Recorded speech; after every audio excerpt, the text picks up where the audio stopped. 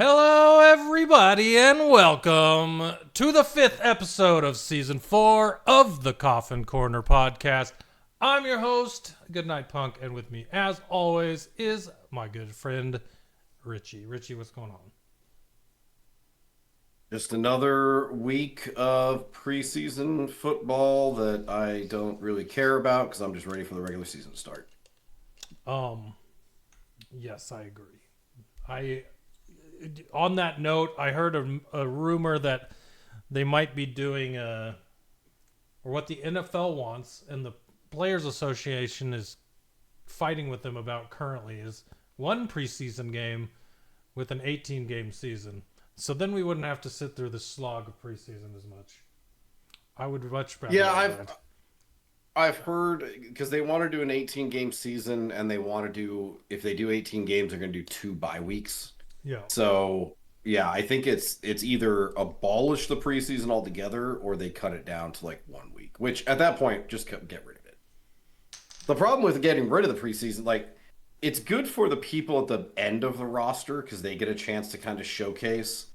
So if you want to do a week of preseason and it would literally just be all backups, like it would just be it would be like a college bowl, basically, of just undrafted free agents and like late round draft picks playing each other. Which whatever, I don't care. I'm just ready for the regular season to start. I've got my first fantasy draft tomorrow, which is like the kickoff to fantasy football season for me, and I'm just ready to go. Mine's on Saturday. I have another fantasy draft on Saturday for one league I joined yesterday. All the guys from my fantasy baseball league put together a dynasty football league. So we're starting that up on Saturday, so that'll be fun.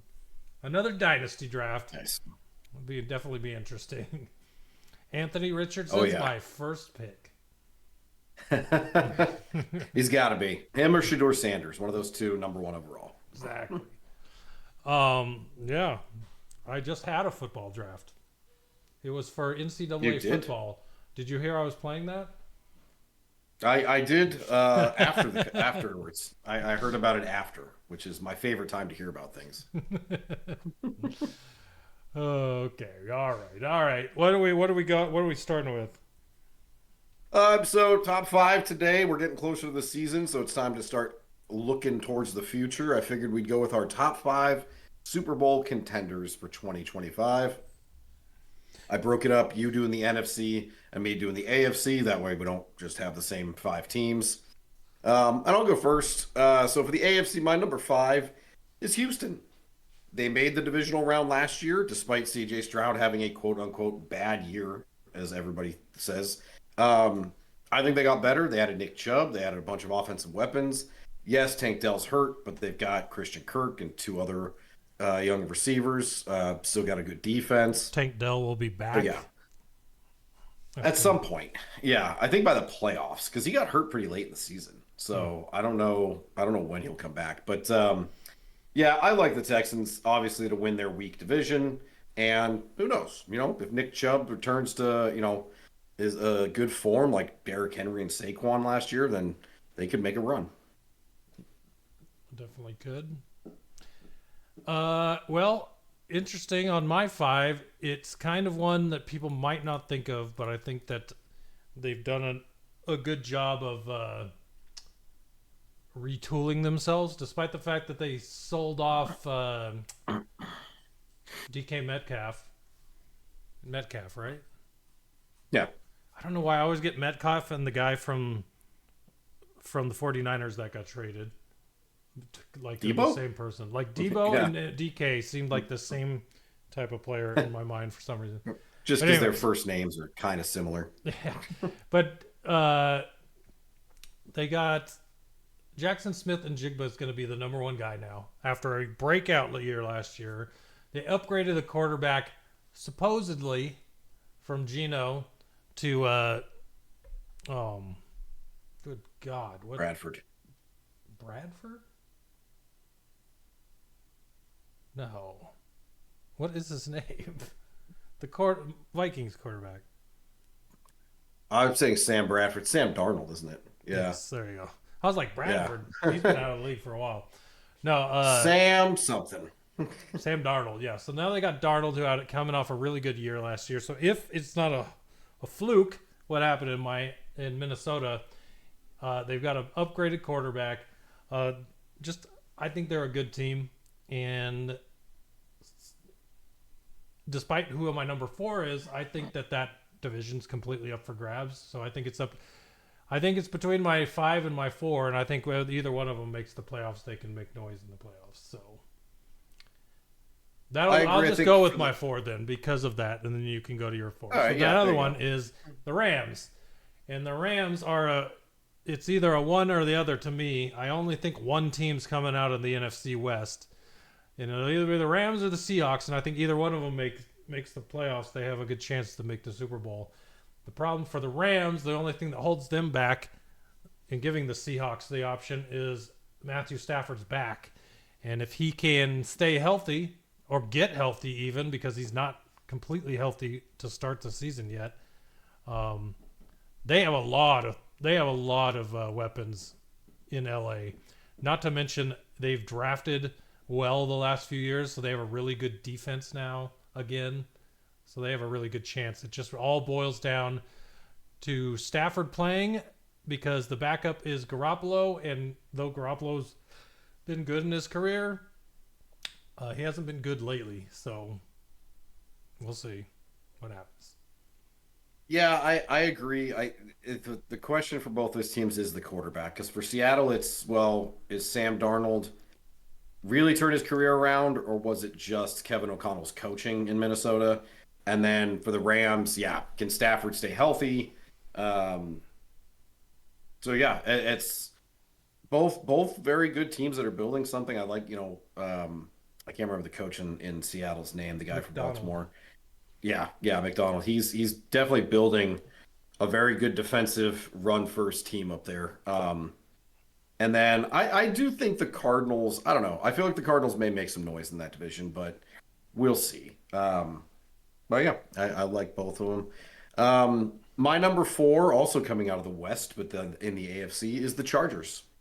I really like what Harbaugh's doing at the NFL level. No comment on what he did at the NCAA level. But they're building a good team, building a good defense, like Justin Herbert. I really like Omari and Hampton. I think the Chargers are on their way up, and I can definitely see them even winning that division over the Chiefs, to be quite honest. Yeah, well, they'll definitely make it interesting. I was like, I know they signed the halfback, but Najee Harris, that's who it was. But then he got injured playing with fireworks, so. Why did they do that? He'll be back at some point. But who's the defensive end from the Giants who lost a finger? Very good. Yeah. Anyways, I can't remember his name. Always messing around with fireworks. I know. All right, then I'll do my number 3 because kind of like yours, it lean into each other. My number 3 is the Chiefs. They're not my number 1. I went back, remembering the Super Bowl and how kind of outmatched they looked, and then the AFC Championship game and how they needed a questionable ball placement call by the refs to beat the Bills, and the fact that the Ravens and Bills kind of knocked each other out in the wild card, which was lucky for the Chiefs. I think the Chiefs, they made 3 straight Super Bowls. They won 2 of them. I don't think they make the Super Bowl this year. I think this is the year where things finally catch up with them. I'm underwhelmed by their weapons on offense. Kelsey's another year older. Their running backs are kind of a mess. Rashee Rice, who knows what's going on with him. And their defense, I feel like the Chiefs, their window's kind of slowly closing, and maybe it's time for the referees to let somebody else win. What was I say? I'm just blanking. I'd help, but I don't know where you're going with this. I am so lost on what I was trying to say. All right. Well, anyways, I'm gonna try to remember it. By the way, the firework guy was Jason Pierre-Paul. There we go. Yeah, lost a finger, I believe. So I think he lost like 2.5 fingers. And kept playing. Yeah, he always had the club on his hand after that. I don't remember. So my number 3 is a team that's got a very good receiver and then another very good receiver. And what Sam Darnold is trying to do in Seattle is what this guy did in Tampa Bay. We're talking about the Buccaneers with Super Bowl aspirations. Baker Mayfield at the helm. Mike Evans, Chris Godwin, both healthy again on a team with Bucky Irving, great running back, second year. Like, just a really good, fun Buccaneers team that had a really good record last year and played very well. So they just ran into the Lions in the playoffs on a game that they Commanders. actually won. What? The Bucks? Didn't the Bucks played the Commanders? Oh, that's right, because the Lions. There was a year before they played the Lions. Right. Yeah. So. And only lost on a overtime field goal that doinked in. Oh yeah, I remember that. Yeah. So yeah, the Bucks. Yeah, Bucks have a great team. I think I saw today that Chris Godwin hopefully should be back in October, so only missed like a couple games. But they drafted Emike Ugbuka, who looks amazing in the preseason. So yeah, they should be pretty loaded. Just trying to not replace, but set themselves up for when Mike Evans does retire. Have another good receiver waiting in the wings. Yeah. So. Awesome. All right. My number 2 in the AFC is the Ravens. I mean, it all comes down to Derrick Henry and, can he repeat what he did last year at age, I think 31 now. So, I mean, it's catching up with him. Lamar Jackson had his best year statistically, like as a quarterback last year. Offense really clicking. Of course, the defense in Baltimore is great. Again, they ran into the Bills and lost because of the Mark Andrews dropped 2-point conversion. I think it was a 2-point conversion at the end of the game. So, I mean, they came really close to beating the Bills. Who knows if they could have beaten the Chiefs? Maybe. But yeah, it just feels to me like this year it's Baltimore and Buffalo, and the Chiefs are kind of sliding down a little bit. But again, it depends. Derrick Henry, he wants to rush for 2,000 yards. I just hope he stays healthy all year. Yeah, that's what they need. Definitely need that from him. Because 2 years ago, I was saying he didn't look like a running back that worked in the NFL again. And then last year had 1,900 yards. So at his age, as long as he stays healthy, the way that they use him, he should be able to make it. I mean, he was right there. He was, 71 yards away or something? So... Yeah, him and Saquon both got really close. And Derrick Henry said, I think he said something about like Adam Sandler told him if he runs for 2,000 yards, he can be in Happy Gilmore 3, something like that. So it's like, I don't know. It'd be amazing. Real quick, I just want to point out that you have Tampa Bay on your list of Super Bowl contenders, but also bet them to finish under 9.5. So, just saying. I don't remember what happened weeks ago, so I can't. Last week, right? Like, so now I'm covering both bases. I can call him a Super Bowl contender. There you go. I can also hedging your bets. Yes, exactly. I don't remember these things. The Lions are my number 2, and it's really easy. It would have been really easy for me to leave them off the list, but then I would think I would play into like the everything else that everyone's got going on this offseason about the Lions, pretending like they're somehow going to have this massive fall off just because they lost their coordinators. There might be a fall off, but there also might not be, considering the offense, our new offensive coordinator is someone that worked with Ben Johnson before, is older than him, so I assume he has had more experience with the offense. And then on top of that, Kelvin Shepard, the defensive coordinator, is a guy that worked under Aaron Glenn for years now, and it was just waiting to take over the helm. So that part, the coordinators thing, there's a little concern there. I don't think there's a lot, in my opinion. And then the other part to it is all the people say the team didn't change. Pretty much all the same talent's there, but that's not even true because the talent wasn't there last year. It was all injured, and they went 15-2. So to pretend like they're going to have this massive fall off with the same exact team minus all the injuries, at least minus a few, because a few already happened, to start the season makes no sense to me. I still think the Lions will win the division a third year in a row and have Super Bowl contenders again. Yeah, I understand why people talk about like losing the coordinators does impact the team. It's like, okay, I get that.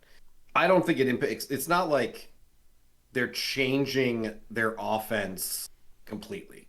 You know, it's not like they brought in somebody that's like, oh, we're gonna pound the ball 90% of the time or whatever. Even though they Lions already ran a bunch. So yeah, I think winning 15 games is probably won't happen again because that's tough crazy. To win 15 games. I don't think they'll win 15, but yeah, winning the division, I think, because here's the thing: Minnesota, in my opinion, is going to be worse. They're not going to win 14 games. Green Bay will probably be about the same. They'll be okay. And Chicago wild card team possibly.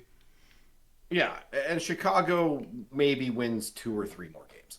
So yeah, I don't see the line. You know, the Lions still win 12, 13 games, win their division. That's easy to me.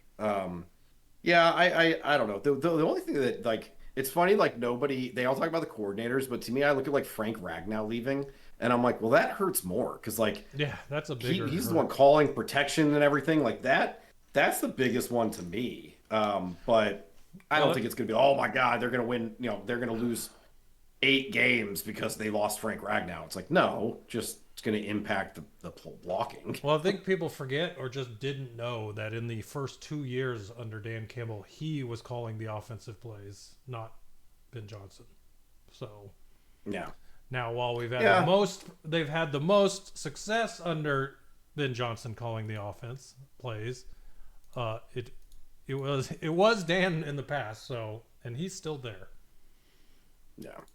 Yeah, I mean, obviously, it's like, yes, they'll be some more losses just because winning 15 games is hard enough. No. But I don't see Green Bay winning the division. I definitely don't see Chicago or Minnesota winning it. Like Minnesota, I mean, you'll talk about it here in a second, but boy, they got lucky last year. Mm-hmm.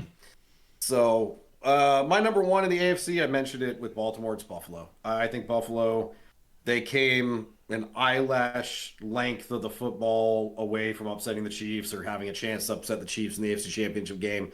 It's just about time for them to make the Super Bowl. It's time. They've upgraded the defense. They've got, you know, Khalil Shakir kind of broke out last year. They've got Keon Coleman from last year is due to get even better. James Cook, 20 touchdowns last year, signed him into extension. It's just time, man. I like Josh Allen.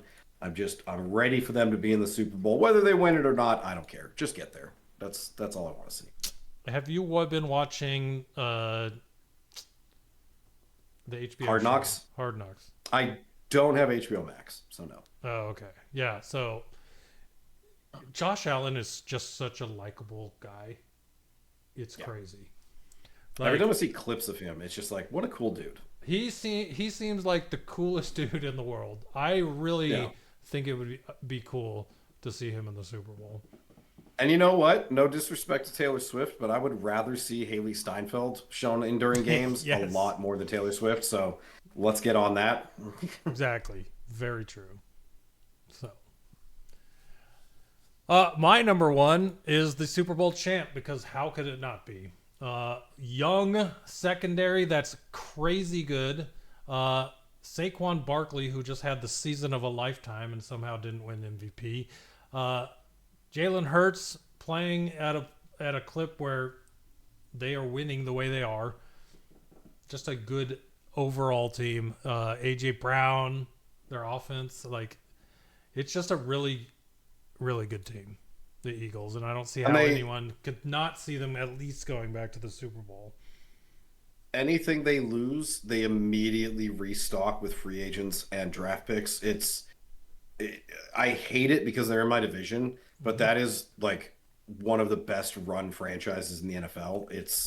I got to give them respect, man. They look poised to be a Super Bowl contender for the next 3-4 years. Yeah, for sure. They got the spots. They got the young people. They got the rookie contracts. They got everything they need to stay on the top. So,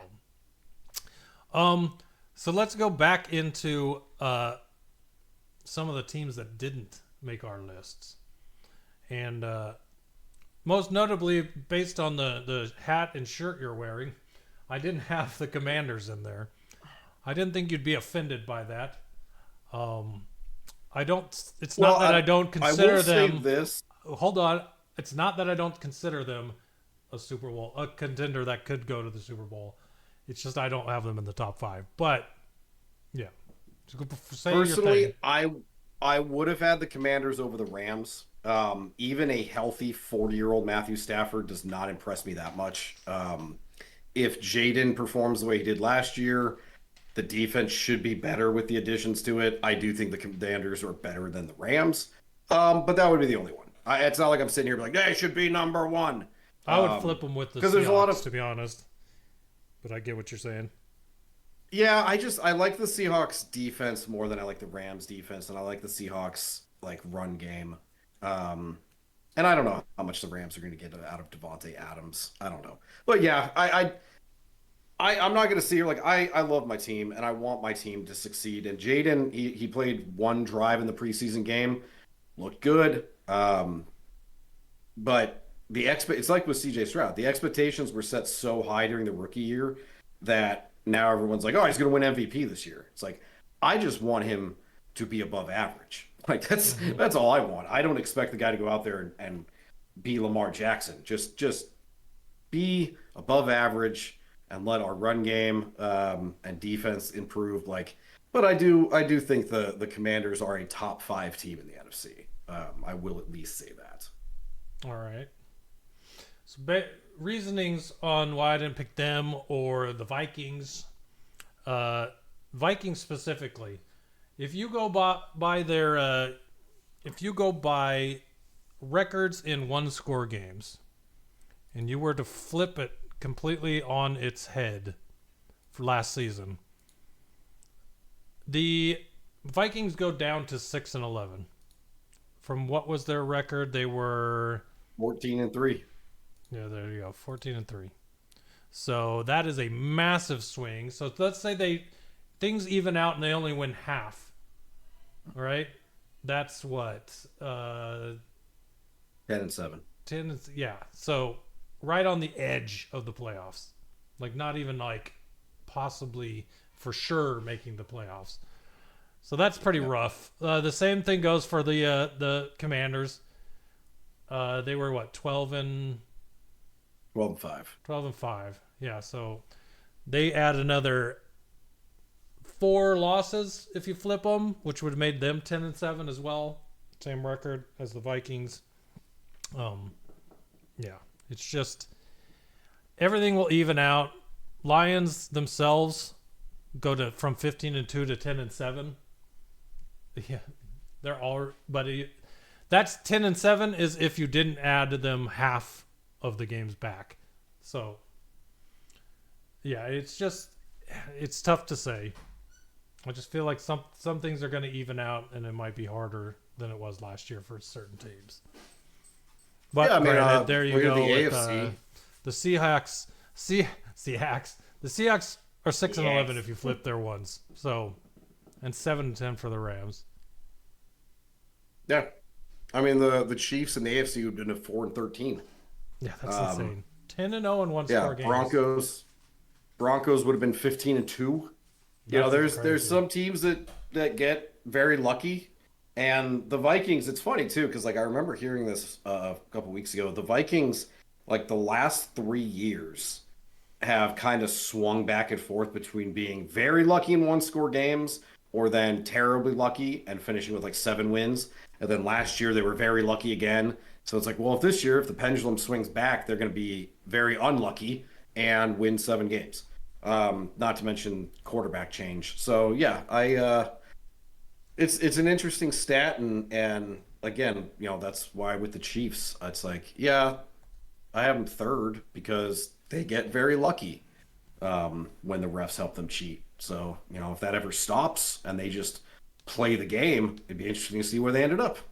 So one of the teams you left off, barring their defense and where it's at, not knowing if it's going to be better than it was last year. I can't see it with what they lost. But the Bengals, if their one-score games had flipped last year, they'd have been 12-5. Yep. So I see the Bengals right there knocking on the edge of that top 5, only because Burrow, Chase, Higgins is always going to be a playoff hunt team. Oh yeah, the only they difference were is whether they start with an 0-5 record, 1-4 record like they have like the past 5 years, or if they actually get off to a good start. Yeah, them and Houston, it was between those two. And I went with Houston simply because the Bengals defense looks terrible. I mean, I watched the Commanders game on Monday. The Bengals defense, it took 4 plays and they let the Commanders run 90 yards down the field for a touchdown. Like it was pretty bad. That defense is not going to be good. And the Bengals will have to outscore everybody, but when you get into December and January and you're tired, it's a hell of a lot harder to score 35 points to try and win a game. So, yeah, I think the Bengals in that division, I mean, Pittsburgh's there, and that depends on how Aaron Rodgers looks. But I think the Bengals will finish second in that division, is my guess. Maybe make it a wild card, but until they actually shore up that defense, they ain't not getting back to the Super Bowl. Which is going to be very hard with the amount of money they're paying their 2 receivers and quarterback. Yeah. And then the other one was for me was the Broncos. Because I think the Broncos will be better. Yeah, a lot of people have the Broncos as a sneaky candidate. I simply didn't go with them because they have a second-year quarterback. It's the same reason I don't blame you for leaving the Commanders off the list. Like, second-year quarterback, I want to see it first before I start believing. Like, Bo Nix looked solid last year and could definitely take a step up. I like the Broncos defense. I like RJ Harvey, who they drafted, Cortland Sutton. Like, they've got a lot of weapons on offense for Sean Payton, but I can't pick a team like that as a Super Bowl contender, so I went with the Chargers instead. No, I get it. Yeah. Sweet. All right, so let's dive into our news. Just a couple pieces of news. So Joe Flacco officially named as the Browns starter. Not really surprised. Everywhere confused what the Browns are doing. I think they just believe he gives them the best option to win games. You're not winning the Super Bowl with Joe Flacco, so you need to be starting one of your young quarterbacks, or else what are you doing? You're not even making the playoffs with Joe Flacco. But I have to believe that Kevin Stefanski thinks if I start Shedeur Sanders and we win 4 or 5 games, I'm going to get fired and someone else is going to come in and develop him. Whereas if you play Joe Flacco and you win 7 games, maybe he can keep his job. I don't know. That's my thought process behind it. I still think Kevin Stefanski gets fired anyways. I know. This is terrible. What a terrible situation. Yeah. Like, why? You're just stuck in the quagmire. Like, it doesn't make any sense to have drafted 2 quarterbacks, signed Joe Flacco, and then signed, who was the other one? Tyler Huntley? Kenny Pickett. Oh, Kenny Pickett. Right. Yeah. So and Tyler Huntley. And they still have Deshaun Watson. Yeah. So they have 6 quarterbacks. What are we doing, Browns? Honestly, the Browns should have just straight up hired a new GM and coach this year. You had the number 2 pick, and you should have just taken a quarterback there. I know they traded it and whatever, but it's like, if you're at the bottom of the league and you know you're starting with a new quarterback, just start completely fresh. Like why Yeah. why have holdovers that Why- now it's like, well, we're gonna get rid of Stefanski. And then what if the new coach doesn't like any of their quarterbacks and is like, oh, I want to draft somebody else next year? It's Joe Flacco was drafted in 2008. 7? Yeah. 2008. We are 3 years away from 20 years of Joe Flacco. And that's when you have the chance to reset and restart. You do it with Joe Flacco. Like, don't make any sense to me. Well, it's just like the Giants. I think they are starting Russell Wilson, and it's basically just them saying like, we want to just try to win some games to save our jobs. When in reality, it should just be like, we're just going to put the rookie out there because he needs as much game time as possible. Mm-hmm. But because the coach is on the hot seat, all they care about is trying to save their job. Mm-hmm. All right, the Colts named Daniel Jones their starter. Not really surprised considering Anthony Richardson can't complete half of his passes. Yeah, he's just looking real bad. Yeah. It reminds me of a Trey Lance where it's like maybe Richardson can go somewhere else and like have some time to sit and then save his career. I would welcome him to Detroit anytime. Yeah, to sit behind Goff and then maybe take over. Right, Could because happen. Hooker and Allen are not it. So, you know, I'd rather They've have alternated. a guy with a lot of upside that might still be able to be coached up. Yeah, and I think he's still pretty young too. So Yeah, not like um, Shuck. yeah. Commanders are shopping Brian Robinson Jr. I don't think he ends up getting traded. I think he just gets cut. I was about to don't see say, I anybody don't see trading. anyone trading. As good Yeah. as he's Unless been it's in for the like past. a 6th round pick. Like, Though I no did offense, read Brian a- Robinson. Here's the thing. I did read a news story that a lot of teams are calling around for running backs right now. So maybe Yeah, he the does. thing about Ryan Robinson is, as a short yardage back, like he is. I love his heart. I love his heart, his competitiveness. He's just not. He doesn't have the breakaway speed that the Commanders needed. And the kid they drafted from Arizona, Bill, looks like a pretty good gem. So they're going to stick with him. And last year when Brian Robinson missed time, Chris Rodriguez and Jeremy McNichols filled in quite nicely. So it's like they don't need Brian Robinson. I just don't see any team, because the teams are going to know, like, well, they're just going to cut him anyways. Like, why trade a pick when we can just sign him once they cut him? So, but And we'll see what happens. halfbacks still available. Gus Edwards, Jamal Williams, Donta Foreman, Chase Edmonds. Like, there's still a lot of good halfbacks that aren't even signed. It's crazy. Yeah.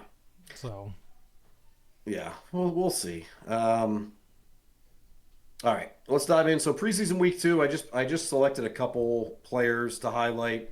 Number 1, the big talking point for everybody was Caleb Williams. Looked good on his. I think he did 2 drives, went 6 of 10, 107 yards and a touchdown. It definitely, the first drive, there was a play that my biggest thing with Caleb Williams last year, every time I watched him, was he just didn't look like he had the mental command of the game. But there was a point where he was like at the line, recognized the defense, audible the play, and threw a tight end seam for like 40 yards on one-on-one, which I thought was awesome because it's like, that's what you have to do as a quarterback. You have to be able to identify defenses and find a gap in coverage and take advantage of it. Mm-hmm. So good for him. I'm sure it was a lot of Ben Johnson in his ear. But hey, that works. Yeah. We'll see how that plays out for the Bears. Jackson Dart had a great game for the Giants, 14 of 16, 137 yards and a touchdown, which is why I'm pretty sure I saw that they're starting Russell Wilson, which just begs, again, it's like Brian DeBall knows he's on the hot seat, so let's try to win as many games as I can, and Russell Wilson gives me the best opportunity to do that, when in reality it should just be, no, get Jackson Dart out there, let him develop, let him get as much time as he can in game, and go from there. But whatever. So like the thing that, like the Steelers, it makes sense that they're starting Aaron Rodgers because they literally didn't do anything to shore up their quarterback position except sign him. That's all they can do. Yeah. Right. But teams that keep starting these old quarterbacks, and here's the thing: the Browns, Joe Flacco has played well recently, Yeah, I played well last year. but Russell Wilson, way past his prime. They've got an option to start instead of him, and they're still going with him. I'm confused. Yeah, especially and that it was normal maybe 8-10 years ago to draft quarterbacks, and they did not play the first season. That's how it went. But the new thing in football is starting your rookies because they're on rookie contracts, and you want them to be ready to go before their rookie contract ends. Yeah. Giants are not doing that. So unless they don't think Dart is their like franchise guy, it's very confusing. Yeah, especially they used a first round pick on him. And like, look at last year. We had 6 quarterbacks taken in the first round, and everybody except Michael Penix and JJ McCarthy technically all started immediately. Mm-hmm. And most of them played really well. And yeah, I don't know what the Giants are doing. Like the Browns didn't. They drafted Dylan Sampson, I think, in the 3rd round, and then took Shedeur Sanders. So it's like they didn't invest highly in their rookies. But the Giants taking Jackson Dart in the 1st round, like just put him out there, like just play him. I don't know. It's the same. It's the thing that a lot of teams do, and I remember because the Commanders did it with Dwayne Haskins, where it's like we're going to start a veteran for 5 or 6 games. We're going to go 2-4, and then we're going to put the rookie in to spark the offense. And it's like, okay, but if you just put the rookie out there and he struggles, you just live through the struggles. Peyton Manning threw like 20 interceptions this rookie year. Mm-hmm. Like it's they think that if they put the rookie out there and they struggle, it's gonna be like, well, now we've got to pull the rookie, kind of like what they did with Bryce Young. It's like, no, just go out there and let him play through it. Yeah, just play through the mistakes, learn from them, get better. But teams are so quick to be like, oh my God, the rookie threw 3 interceptions, lost a game, put the veteran back in. Okay, now go back to the rookie. Okay, now go back to the veteran. It's like, no, just does not work that way. That's why, like, the owner and the GM, you basically, if you're drafting a rookie quarterback, like the Titans, you drafted a rookie number 1, you've got a new head coach. Well, not this year new, last year new, I think. But you basically say, like, this is our quarterback from day 1. We're going to ride with him no matter what happens for at least 3 years. And then we'll decide what to do with his 5th-year option. But I don't know. Speaking of the Titans, Cam Ward, not that good. 2 of 7, 42 yards. Not terrible, just kind of pedestrian. Tyler Shuck, 9 of 12 for 66 yards. I didn't look at his stats, but Spencer Rattler actually had a good game, and I think they said he is starting this week. So it might be that Spencer Rattler is actually leaning into the starting job for New Orleans. Be interesting. Joe Milton, the backup with all the hype in Dallas, had a rough game. 9 of 18, 122 yards and an interception. I saw the interception. I got debated on TikTok. It's like, check out this. Something it was talking about his amazing pass, and then they intercepted in the end zone. I think he also got sacked and took a safety. He had a very rough day. Like a lot of the national media were like, "Oh, we were all wrong about him."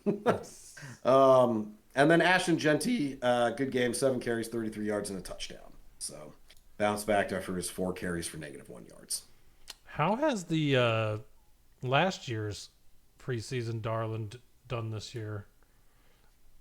Let me see. Where I can't even remember his name. Aiden O'Connell.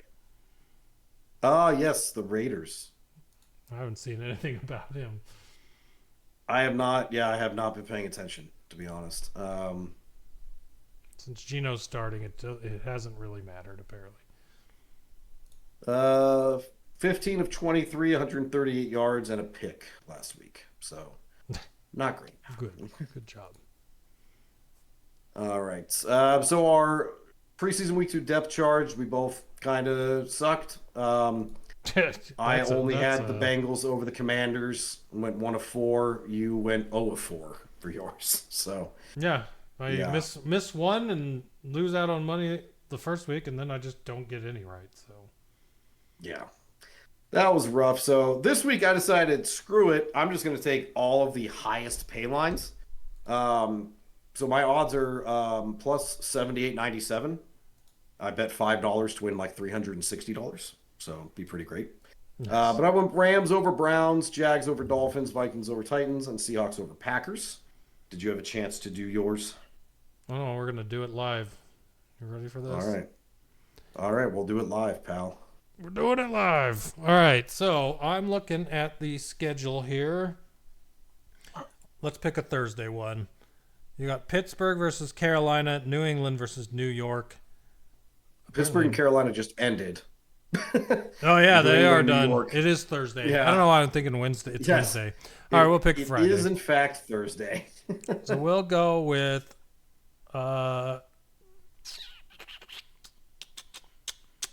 Kansas City over Chicago. All right. You want to write them in for me? Chiefs over Chicago. We'll go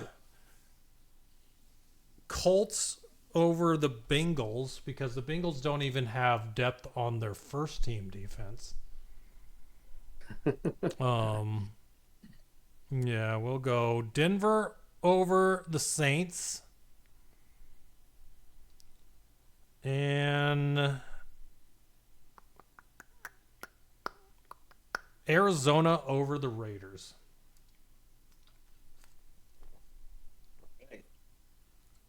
After just looking at what Aiden O'Connell has done, taking most of the snaps in preseason in both the games he's played, I feel pretty confident that even though the Cardinals got lambasted last week in preseason, that they'll come back this week.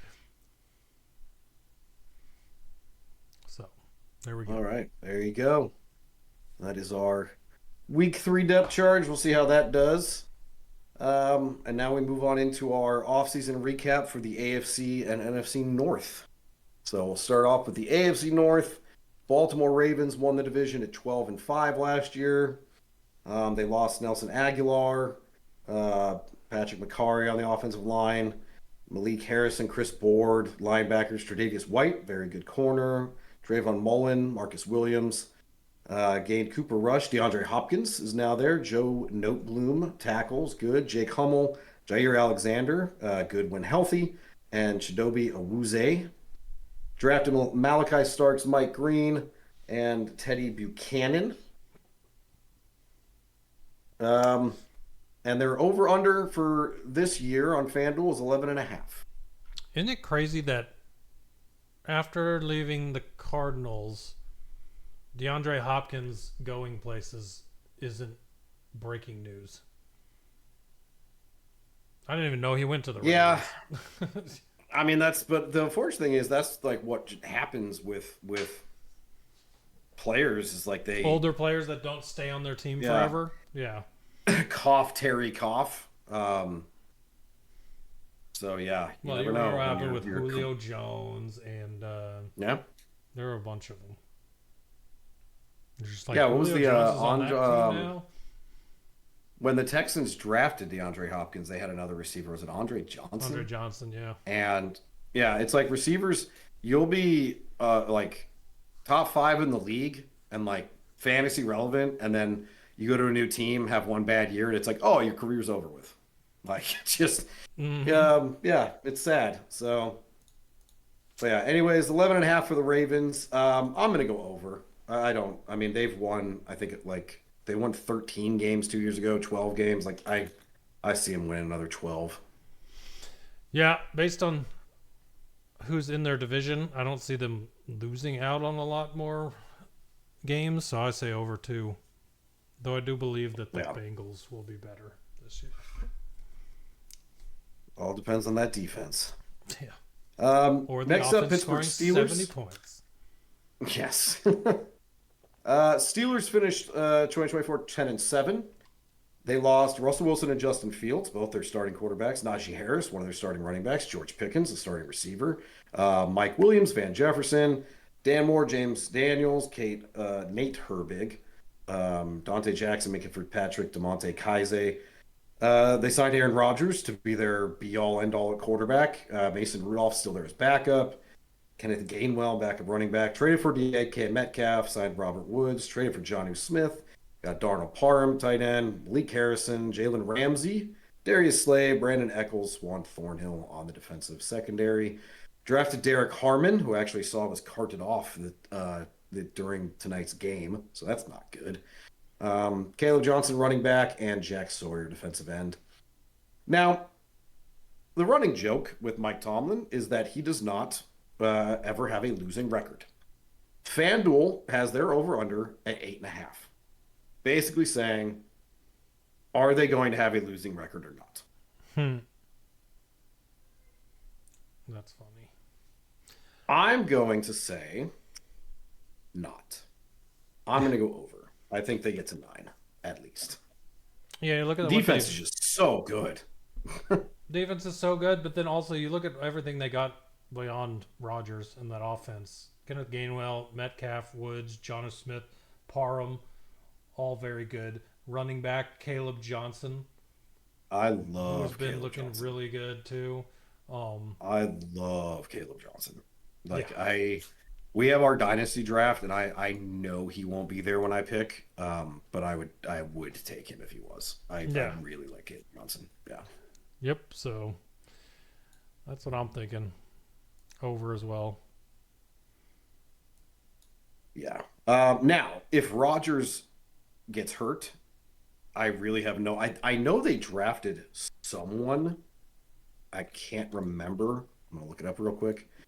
Will Howard, from Ohio State. So actually, I mean, that's a pretty good quarterback. I mean, he was in college, won a national championship. So who knows? But yeah, I think between the run game and the defense, they can cobble together another winning record. Yeah. All right. The Bengals finished last season 9-8. They lost Khalil Herbert, Trent Bound, Alex Kappa on the offensive line, Jay Tufele, Jermaine Pratt, good linebacker, Mike Hilton, Von Bell. They signed Samaje Perine back, Lucas Patrick, guard, Tedderell Slayton, Oren Brooks, don't know those names.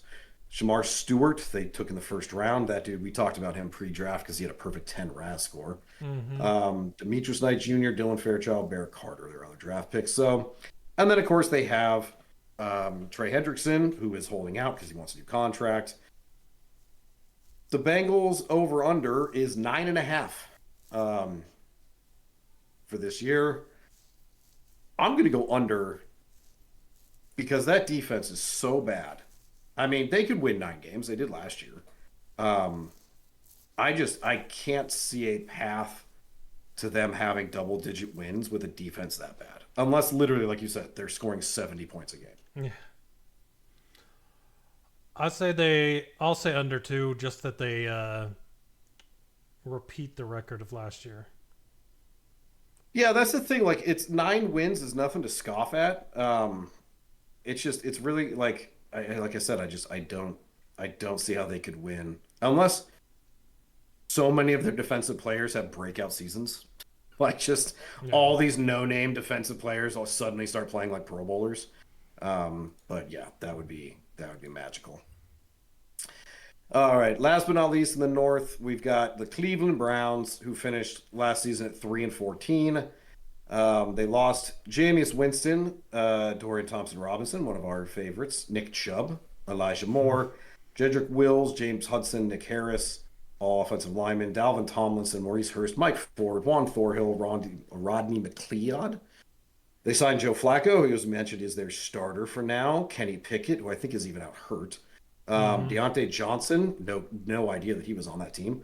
Cornelius Lucas, Tevin Jenkins, Malik Collins, DeMonte Kaiser, Rashawn Jenkins. They drafted Mason Graham, Quinshon Judkins, who is still not signed because of his legal issues, Dylan Gabriel, Dylan Sampson, and then, of course, Shedeur Sanders.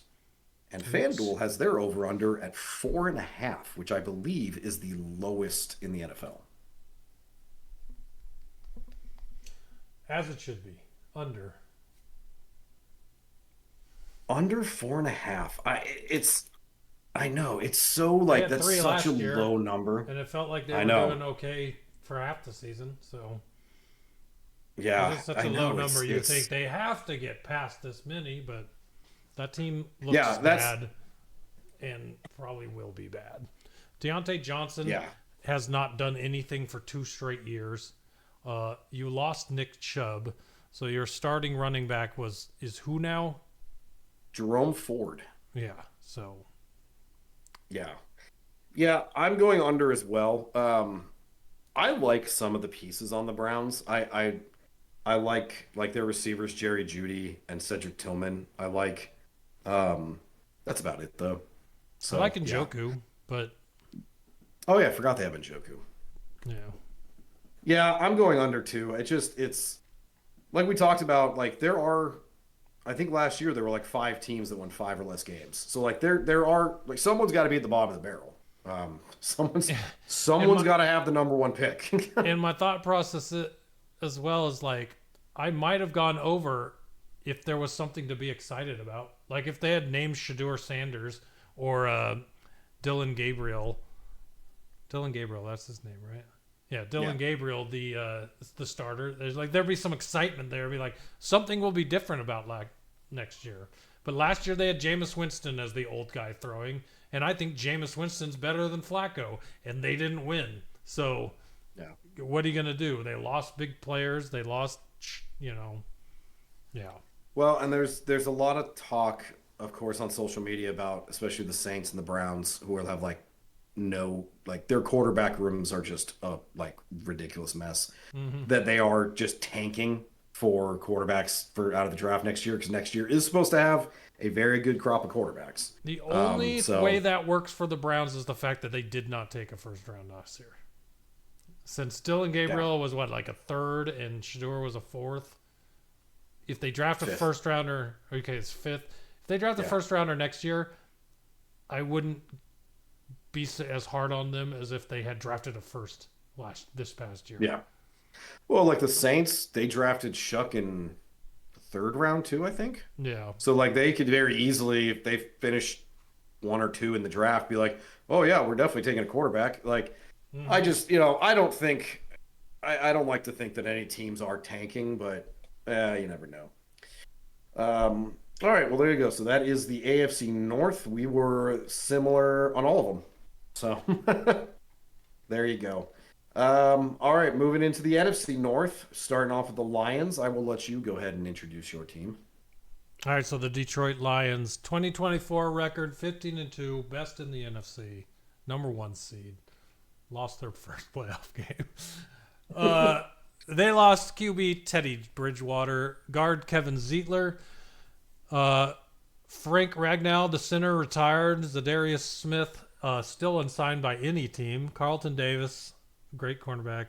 Emmanuel Mosley, Kendall Vildor, and Ife Melifanu. Unfortunate. I loved Ife, but he is gone. Luckily, we've gained Roy Lopez, great defensive tackle from the Cardinals last year.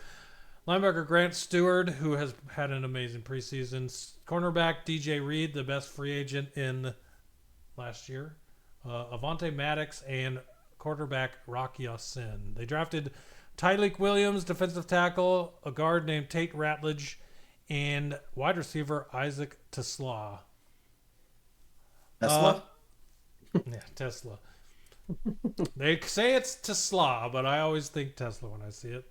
2025 FanDuel over-under has them at 10.5 wins. So, I guess since I introed it, I'll just say over. I'm going over. Yeah, I'm going over as well. I don't think 11 wins is out of the question. If 11 wins means they lost 4 more than they did last year. I mean, that'd give them 6 wins. Yeah, I see that for sure. Yeah, I mean, you factor in, like I said, 15 wins is just hard to get to in the first place. Definitely hard to repeat, but I think they're going to win the division.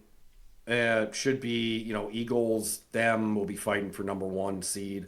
Definitely can get 11 wins. I hope the Eagles get it this time.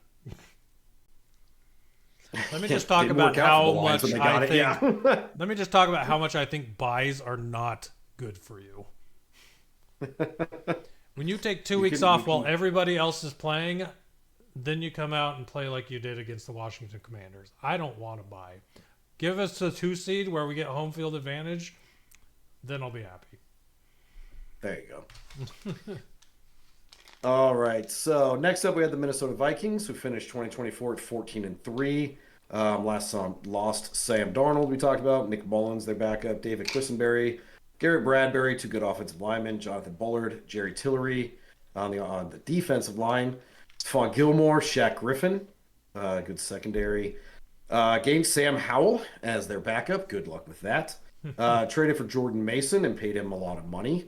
Rondell Moore, who unfortunately is already out for the season. Will Freeze, great guard. Ryan Kelly, great center. Javon Hargrave. Javon Hargrave. Oh, yes. Yeah, Javon Hargrave, Jonathan Allen, Eric Wilson, and Isaiah Rodgers. And then drafted Donovan Jackson and Tate Felton early in the draft. Crazy thing, FanDuel has their over-under at 8.5 after they won 14 games last year. So even FanDuel knows that the Vikings are kind of coming back down to earth. Yeah. Because we've got a rookie, for all intents and purposes, they have a rookie quarterback. Well, and what's funny is I have not heard anything about J.J. McCarthy being healthy to start the season. I maybe I've missed it.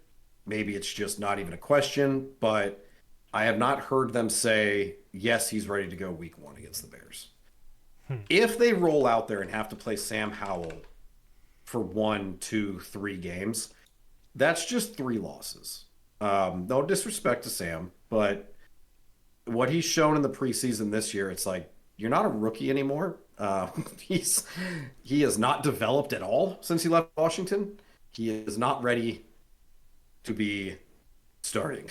So yeah, 8.5 is so low though.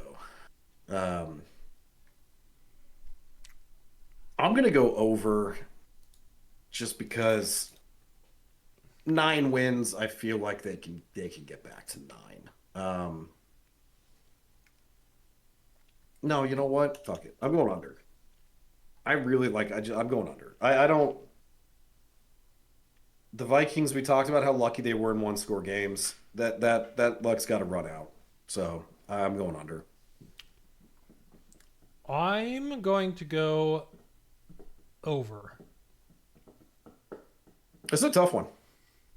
Well, I'm looking at what I'm going to do for the other 2 teams in this division, and that's kind of influencing my decision. Because my instinct is to say under, but I'm not. All right. Because I look at the that's next a really tough team's one. number, and I'm like, yeah. No. Yeah. Speaking of them, next team is the Packers. Finished 2024 at 11-6. Lost A.J. Dillon, who's their backup running back, Andre Dillard, Josh Myers, Tedros Sladden, Eric Wilson, Jair Alexander, who was a good corner for them for a long time, Eric Stokes, signed McCole Hardman, apparently, Aaron Banks, Isaiah Simmons, familiar name, Nate Hobbs, drafted Matthew Gold in the first round, Anthony Belton, Savion Williams, and Baron Sorrell. FanDuel has their over-under at 9.5. I'm guessing that you're going to go under on the Packers from what you did with the Vikings. I am going under. Okay. Because I got to have 2 overs in this division. Yeah. And and here's the thing. I was going to say, I feel like the Bears are going to give the Vikings and the Packers more fits than they did last year. And that should even out these records a little bit more. They might even do it. Yeah. I mean, some of these teams might even do that for the Lions as well this time. But Lions Lions is more believable at the 10.5 to lose 4 more losses than they did last year. Here, These guys are so close with these records. Minnesota's not winning 14 games. Green Bay at 11-6. I don't see what they've done to keep up with what's going on around them. So I don't know. Here's my thing every year about the Packers. So, well, that's exactly what I was going to say. Is every year, and the next 2 teams, every year I say, well, I don't see the Packers as an 11-win team. Then they win 11 games, and I think the Bears are going to do a little better than they did last year, and then they don't. Mm-hmm. I'm tired of it. I'm just going to go with history. I'm saying the Packers are going to go over 9.5 and preemptively just going under on the Bears. Show me something different, and then I will update my opinion. But the Packers just seem to always win 10 games. No matter how shitty I think their team is, they just always seem to win 10 games. And the Bears always seem to underperform. So, speaking of the Bears, they went 5-12 last year after everybody thought they'd be better. They lost Keenan Allen, Gerald Everett, Mercedes Lewis, Larry Borum, Tevin Jenkins, Coleman Shelton, DeMarcus Walker, Jacob Martin, Byron Corum, Jack Sanborn. Jack Sanborn is the only one that stands out on there because I did like him as a linebacker. They signed Case Keenum as a backup. Olamide Zaccheaus, commander from last year, who played well for us, so shout out him.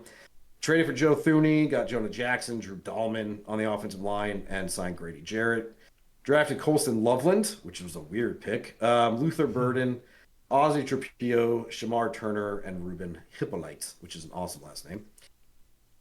Their over-under is 7.5. I'm going under. They could win 7. That would be an improvement. Them getting to a winning record. I like Caleb Johnson. Not Caleb Johnson. I like Ben Johnson.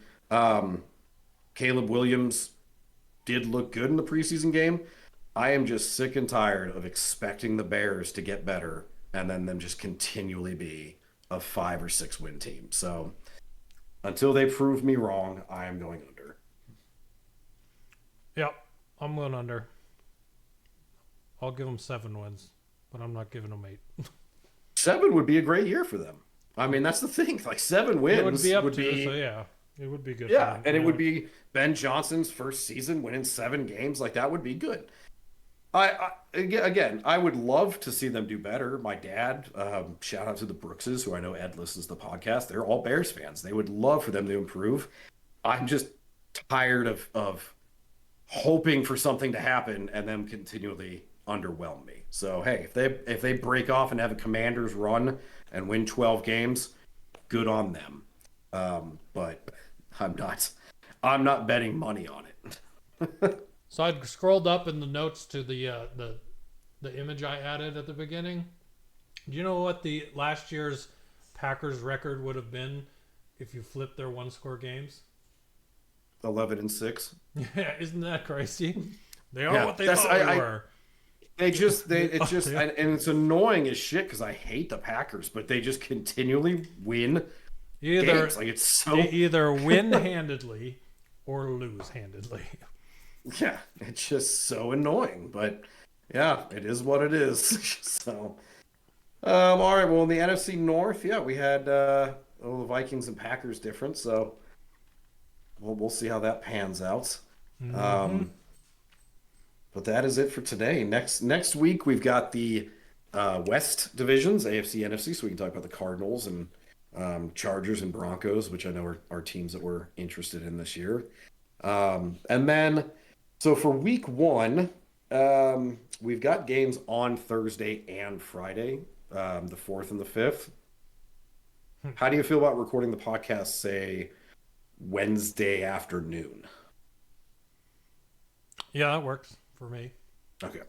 Because I took the whole week off work. So we can record our week 1 preview, do our picks for division winners and wild cards and Super Bowl champs and all that.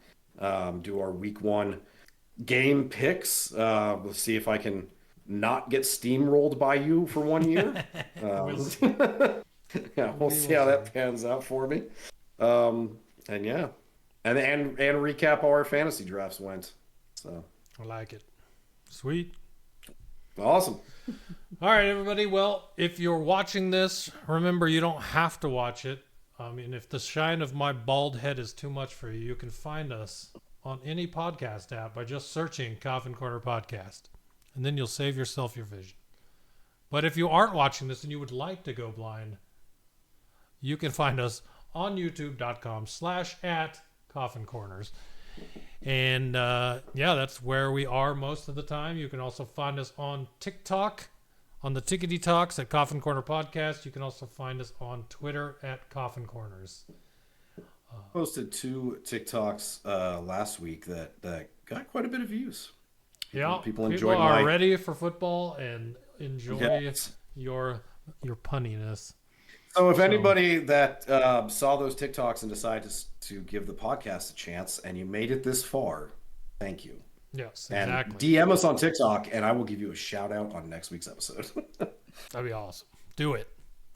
Yeah, seriously. All right, everybody. Thank you for listening. We'll be back next week with the West divisions. And until then, I don't care if your team beats me in the preseason. So, adios.